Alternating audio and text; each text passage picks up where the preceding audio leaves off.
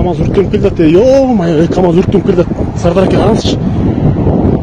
Түшпейсің, тоқта, тұрыңыз деп.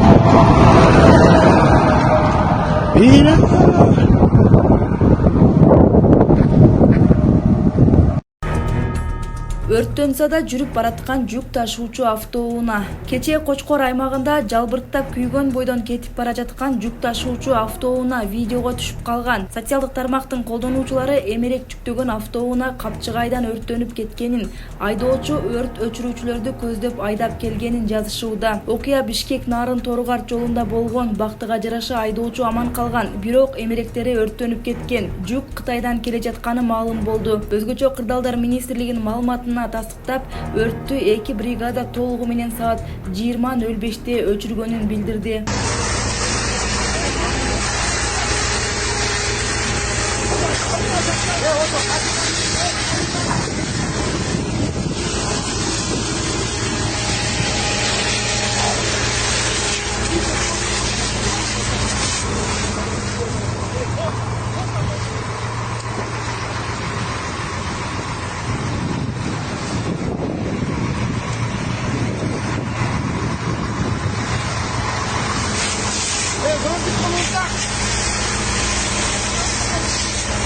Bukan, sendal kita bak. Ada. Ini bagus.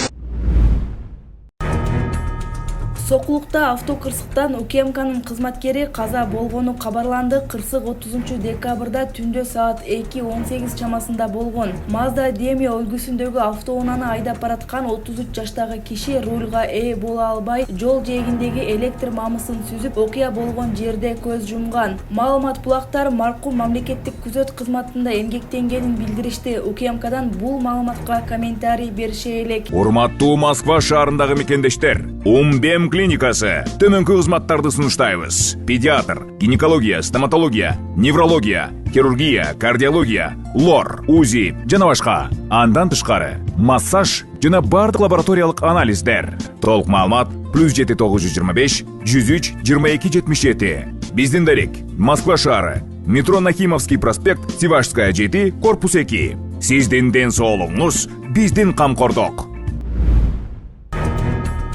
Бишкекте кайгылуу кызматкерине тоготпостук мамиле кылган айдоочулардын кылык жоруктары. Бишкектин борбордук көчөлөрүндө жол эрежесин бузуп, унаасын каалагандай коюп алган айдоочулардын кылык жоруктары коомчулукту ренжитти. Патрулдук милицияны көзгө илбей туруп, алган айдоочулардын бири таксист экендигин айткан. Анын тийиштүү документтерин сураганда бербей, экинчи линияда банкка кирип кеткен, кардарын күтүп жатканын билдирген. Бат эле кете турганын белгилеп, тирешкен айдоочуга акырында протокол түзүлдү. Ал эми дагы бир айдоочу тааныштары менен видео байланышта отуруп, жол эрежесин бузуп жатканын көзгө да илген эмес.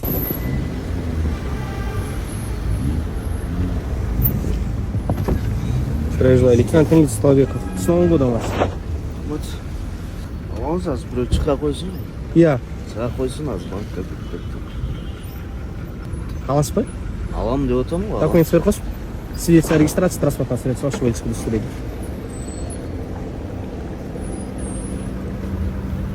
Мыйзамга баш ээсте туурабы? Конечно. Анда мыйзам ченинде протокол түзүп берели. Макулсузбу? Ой, мен алам мына жыламыз. Жок, документ берип коюңуз. Мен алам деп атам. Эмнеге айтып атам? Документ берип коюңуз. Жок, мен машинада алам деп атпайм. Документ берип коюңуз. Мыйзамга баш ээсте туурабы? Мыйзамга баш ээм дедиңиз. Мыйзам чегинде анда сизге протокол түзүп берейин. Макулсузбу? Сиз билбейсизби? Иә. Макул эмесмин, эмнеге? Мен могу клиентти күтүп турам, азыр чыга койсун дедим. Сиз айттыңыз. Мен сизге дагы бир жолу түшүндүрүп берип атам. Сиз экинчи рядда турасыз. Мынтип токтоткон болбойт. Мыйзамда каралган эмес.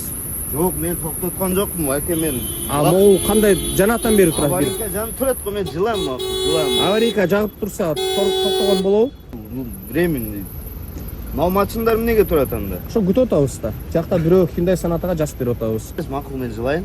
Мен жазып берейин, э? Ой, мен жылып кетем, байке, сен жылып кетейин азыр. Жок, жылып кете албайсыз. Жазып бергенден жылып кетесиз. Ага, чейин жылып албайсыз. Иә. Неге жазып бересиз? Кандай болбойт? Эми сиз мыйзамды бузуп атасыз да. Парковка кылбай атам го. А бул кандай эсептелет бул турганыңыз?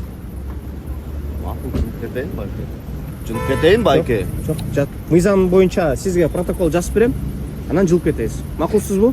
Жоқ, мақұл емес. Неге мақұл емессіз? Байке, мен ешқанша тұрған жоқпын азыр. Сіз маяқта 10 минуттан бері тұрасыз.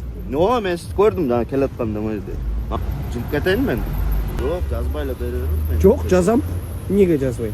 Сіз мыйзам бұздыңыз да. Бұзған жоқпын мен. А мойын тоқтап тұрғаныңыз қандай болып отыр? Болбойтындай байке. Кетейін мен. Кете албайсыз. Мен протоколды жазып беремін, анан кетесіз. Неге? Лейтенант милиция Ассалаумағалейкум, брат. Алейкум ассалам. Иә. Қандайсыз? Документіңізді беріп қойсыз ғой. Андай емес. Берейін бере қойын ба.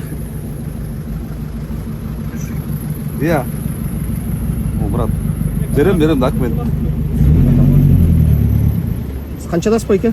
Жашыңыз қаншада? Жашым ба? 32-де. 32-де. Өз жауап бере аласыз да, брат. О. Видеозвонок беріп елемесіз анда. Жоқ, мен қылған жоқпын, сөйлесіп жатырмын жөнінде. Мен бұға берейін бе, не қылайын деп отпайсыз ба? Өз жауап беріңіз да. Мизам бойынша тоқтаған болбайды. Болды. Протоколды түсіндірелі сізге. Болды. Все выписали? Да. Ну, протокол. Қол қойды ғой? Все. Уважаемый, смотрите, пока сотрудник не подойдет, пока он не выпишет, никто свое транспортное средство не посмелится даже убрать. Наверное, это все от водительской солидарности, я не знаю, водительская этика и много-много разных причин, почему наши водители всегда так паркуют. Это от самого подсознания, наверное, человека, от его знаний правил дорожного движения, либо незнаний. Ну, как мы видим, сколько бы раз мы не проводили здесь профилактические беседы, как бы мы не выписывали протокол, но люди не учатся на ошибках, они продолжают насыпать на одни и те же грабли.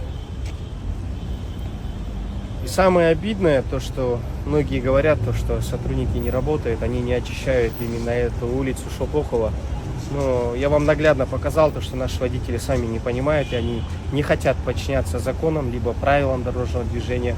Дежурная фраза наших водителей: 5 минут келе тоқтадым, же болу берет, не болмағылы. С Новым годом еще раз, уважаемые наши водители. И всего